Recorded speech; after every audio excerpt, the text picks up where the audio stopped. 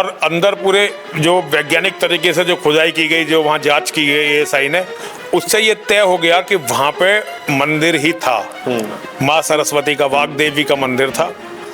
ऐतिहासिक तथ्य ये प्रूव हो गया और कोर्ट ने उस तथ्यों का सम्मान करते हुए हिंदू पक्ष में इसे निर्णय को दिया। देखिए, वहाँ कभी नमाज पढ़ी नहीं जाती थी। ये तो 7 अप्रैल 2003 को एएसआई ने अचानक जो है वहाँ नमाज पढ़वानी शुरू कर दी थी। उससे पहले कभी भोजशाला में नमाज पढ़ी नहीं जाती थी।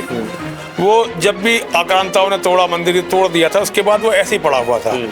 ये तो बाद में मुसलमानों के मन में ये आया कि हर जगह घेर लो, पहले भी करते थे वो, लेकिन अब वो क्योंकि उनकी जनसंख्या यहाँ सुअरों की तरह बढ़ रही है, उनके पास जगह ही नहीं है, ना नमाज पढ़ने के लिए, ना रहने के लिए, तो वो हर संभव जगह को कब्जा रहे हैं। जहाँ भी कब्जा सकते हैं वहाँ कब्जा रहे हैं, अपराधी हैं। पूरी दुनिया में आप जहाँ भी देखेंगे बड़ी मस्जिद, वो पहले किसी दूसरे धर्म के पूजा स्थल को तोड़ के बनाई गई है।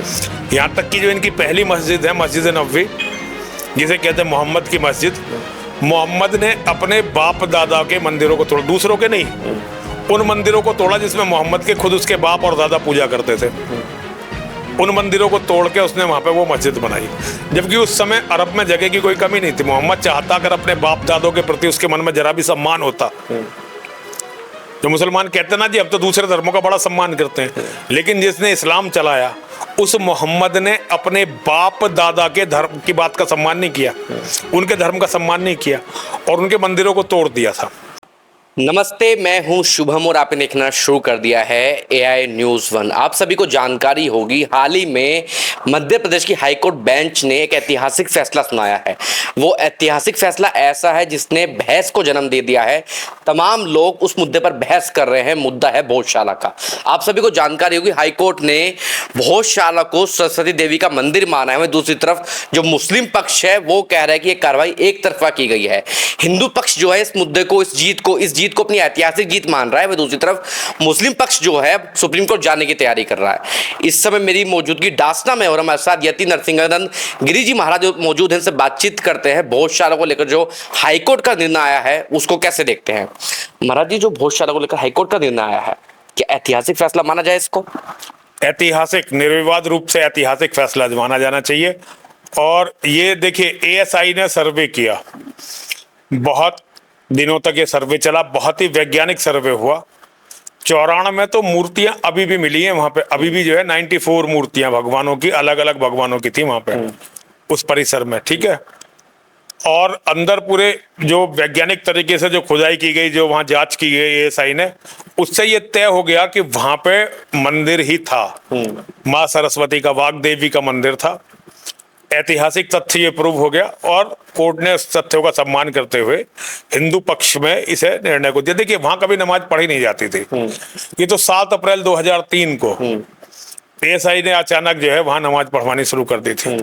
उससे पहले कभी भोजशाला में नमाज पढ़ी नहीं जाती थी। वो जब भी आक्रांताओं ने तोड़ा, मंदिर तोड़ दिया था, उसके बाद वो ऐसे ही पड़ा हुआ था। ये तो बाद में मुसलमानों के मन में ये आया कि हर जगह घेर लो, पहले भी करते थे वो, लेकिन अब वो क्योंकि उनकी जनसंख्या यहाँ सुअरों की तरह बढ़ रही है, उनके पास जगह ही नहीं है, ना नमाज पढ़ने के लिए, ना रहने के लिए, तो वो हर संभव जगह को कब्जा रहे हैं, जहाँ भी कब्जा सकते हैं वहाँ कब्जा रहे हैं। तो इसी रणनीति के तहत उन्होंने इसे भी कब्जाने का प्रयास किया है। ये बहुत ही कुटिलतापूर्वक मुसलमानों का प्रयास है और ये बहुत ही भद्दा प्रयास है।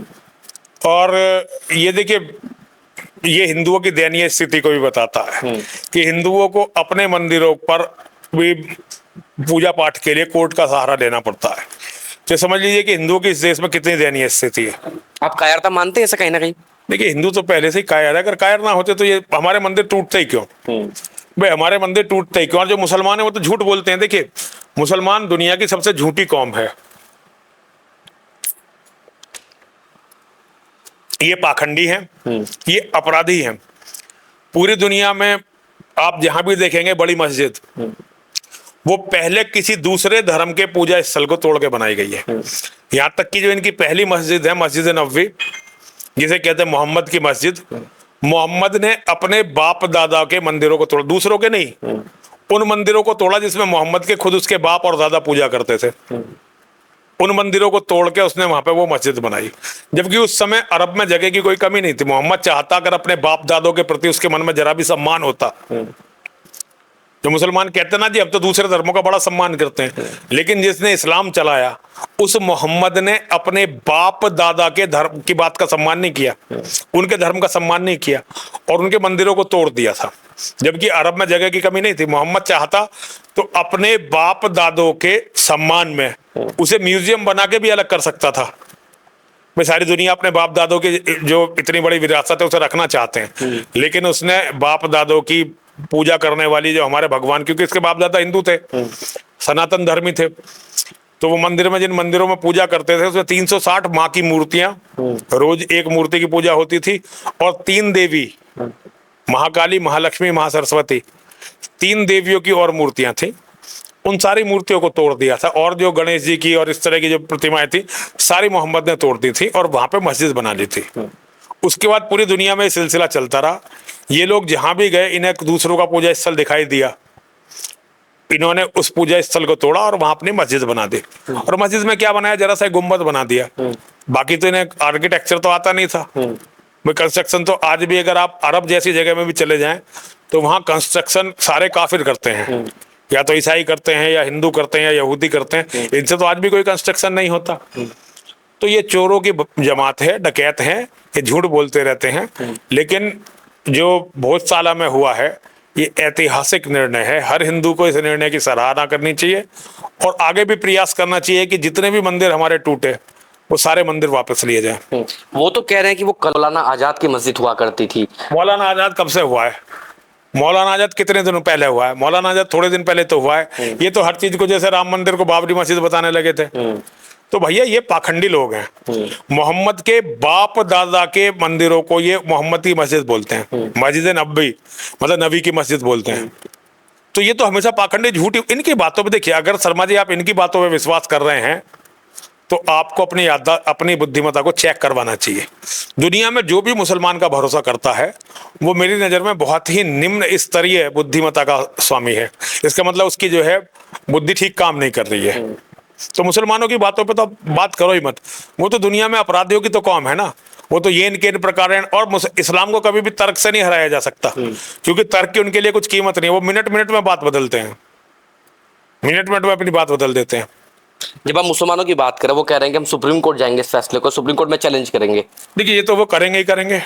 सुप्रीम कोर्ट में जाने का रास्ता तो ये लोकतांत्रिक देश है, ये कोई इस्लामिक कंट्री तो है नहीं कि एक फैसला दिया बात खत्म होगी। तो लोकतांत्रिक देश है, नीचे से कोर्ट सुप्रीम कोर्ट, नीचे से नीची कोर्ट से लेके ऊपर तक सुप्रीम कोर्ट तक लोग जाते ही हैं। जिसे फैसला पसंद नहीं आता वो सुप्रीम कोर्ट में जाता ही है। तो ठीक है, तो सुप्रीम कोर्ट में जाना बनता। सुप्रीम कोर्ट में सुनवाई चलनी चाहिए इसके ऊपर। अब कुछ देखिए सुनवाई तो चलनी नहीं चाहिए, लेकिन यहाँ जो फतूर है फालतू का, और ये जो बेईमान है, ये जो जाहिल कमीने दुनिया भर के पाखंडी, ये जो बेईमान है जो दूसरों की औरतों पर, दूसरों के धन संपत्ति पर, दूसरों के धर्म स्थलों पर नजर रखते हैं, ये पाखंडी तो केस चलवाएंगे ना भाई। ये तो चलवाएंगे तो सुप्रीम कोर्ट में तो केस आएगा ही आएगा।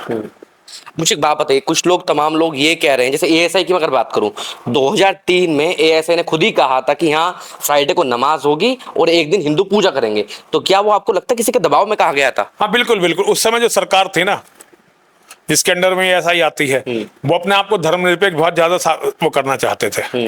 अटल बिहारी वाजपेयी की सरकार थी और अटल बिहारी वाजपेयी अपने आप को मुस्लिम परस्त दिखाना ही चाहता था।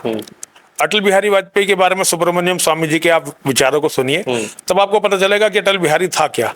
अब मोदी जी भी उस रास्ते पर चल रहे हैं, लेकिन मोदी जी के साथ समस्या ये है कि अब हिंदू बहुत जागरूक हो चुका है। हालांकि इतना जागरूक नहीं है कि सारी बातों को समझ सके, लेकिन फिर भी इतना तो जानता ही है। तो इस समय मुश्किल था कि एएसआई अगर झूठी रिपोर्ट दे देती तो सोशल मीडिया पर उसकी धज्जियां उड़ जाती। तो भाई, और 2003 में सोशल मीडिया इतना ताकतवर था नहीं, नाम मात्र के लोग इस प्लेटफॉर्म को प्रयोग करते थे। तो भाई जो बेईमानियां हुई हैं विगत में, वो जिन कारणों से हुई हैं वो सारी दुनिया को पता है, और मैं समझता हूं कि अब उस गलती को एएसआई ने सुधारा है। क्या हिंदुओं की शक्ति ही है, जैसा आपने कहा हिंदू जागरूक है थोड़ा बहुत, जो आज ये फैसला उनके पक्ष में आया है? हाँ ये तो है, हिंदुओं की एकजुटता बढ़ी है, हिंदुओं में जागरूकता बढ़ी है, ये उस जागरूकता के कारण आया। अब जैसे वर्शिप एक्ट है जिसमें कहा जाता है 1947 से पहले जितने भी वर्शिप के पूजा स्थल हैं उनके ऊपर कोई विवाद नहीं होगा, लेकिन विवाद जो है नए नए निकलते जा रहे हैं। तो क्या जो वर्शिप एक्ट बनाया गया है तो उसको चैलेंज कर रहे हैं कहीं ना कहीं? ये तो एक्ट खत्म होना चाहिए। ये तो बहुत ही भद्दा और गंदा एक्ट है, एक्ट खत्म होना चाहिए। हिंदुओं के जितने भी मंदिर तोड़ के मस्जिदें बनाई गई हैं वो हिंदुओं को मिलने चाहिए भाई, ये हमारे हैं मंदिर, वो मिलने चाहिए।